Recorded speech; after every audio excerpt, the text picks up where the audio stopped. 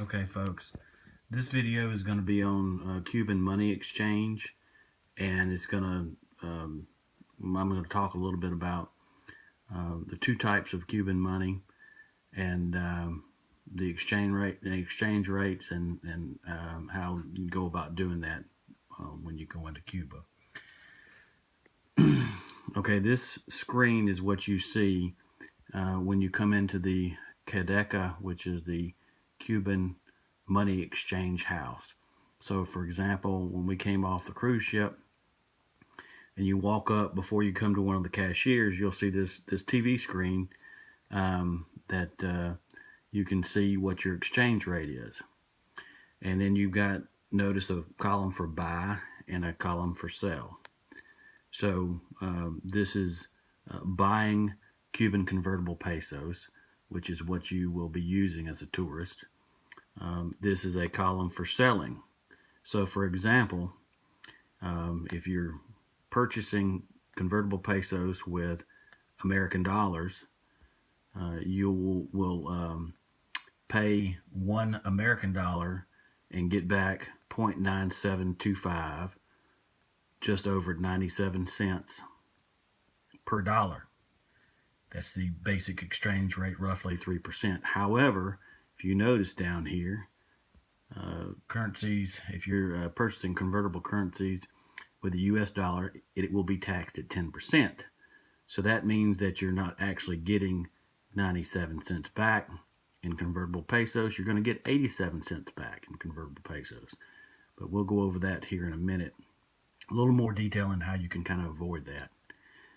So when you come back to sell, let's say you go on your trip, you've got a few pesos left, and you go back into the exchange house, you have to give them 1.0275, or roughly $1.03 convertible, or I say dollar, but it's pegged to the dollar, but $1 or 1 peso convertible peso, and almost 3 cents or centavos to get back a dollar American. The 10% only goes the one way when you're buying. It does not go when you're selling. So, if you'll notice also, for example, there's another currency here, making it more confusing.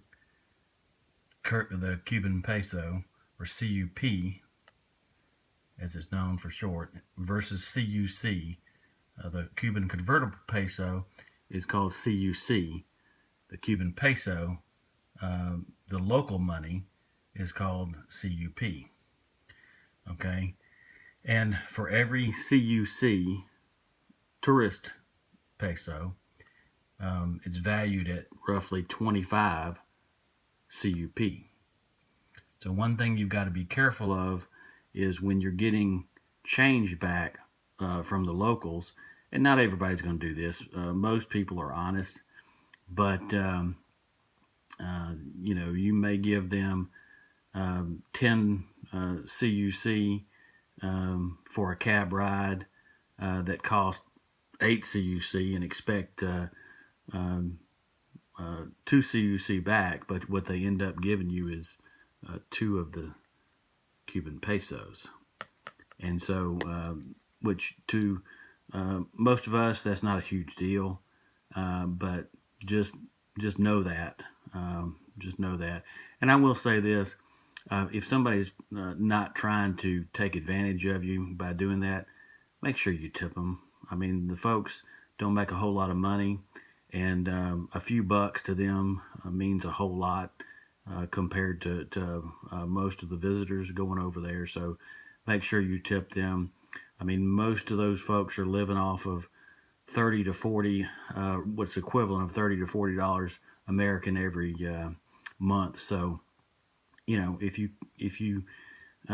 will tip them, that will really help them, and I really encourage that, because it's what I try to do when I went as well. Anyway, to reiterate, so if you're going and if you're buying pesos, convertible pesos with American dollars, It's a 3% exchange rate basically across the board. But if you're buying American dollars, you're going to get taxed at 10%, which means that you're only going to get roughly 87 cents or centavos of CUC for your dollar. Now, one way that you can help avoid losing that amount is to do what I did, which is exchange my American dollars before I left the U.S. for Canadian dollars. And they do not get taxed at the 10% rate. You could do the same thing with euros. Some people do euros, British pounds, what have you. But what that'll do is keep you from getting hammered that hard. You know, that's a 13% loss when you exchange American dollars. So I did that with Canadian, and I figured that by the time I paid the expedited or the shipping, the bank, my local bank, I checked 2 or 3 banks, and the best one, I think it was like 20 or 25 bucks flat rate for the shipping of the currency, and then the exchange rate.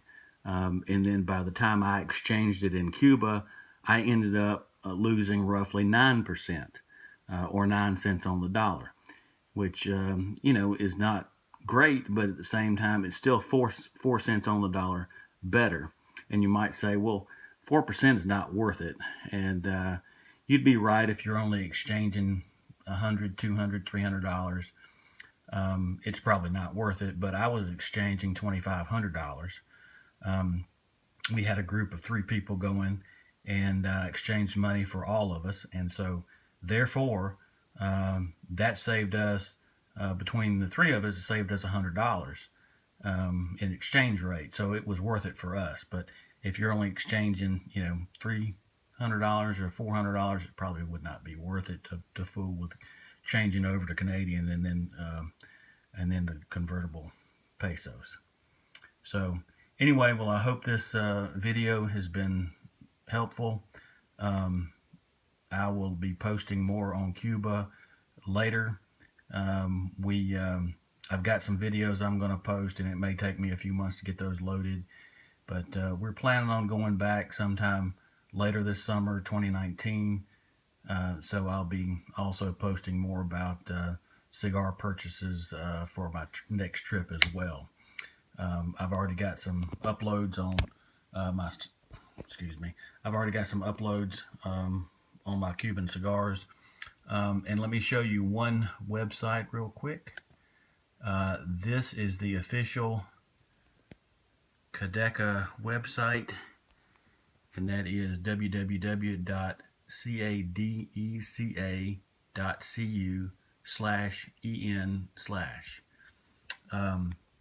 And the reason this is beneficial is because you can scroll down and see what the exchange rates are for today, so you can kind of get an idea of what you're going to get for your money.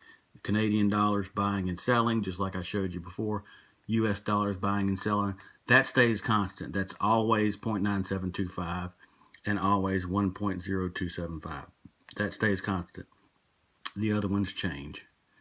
So, and then it's also got, if you go to a hotel or something like that, the exchange rate is actually a little worse because they get a cut of the money. So if you can go to one of the official exchange houses, you'll get your best rate. So anyway, well, thanks for watching, and stay tuned for more cigar and Cuba videos. Bye.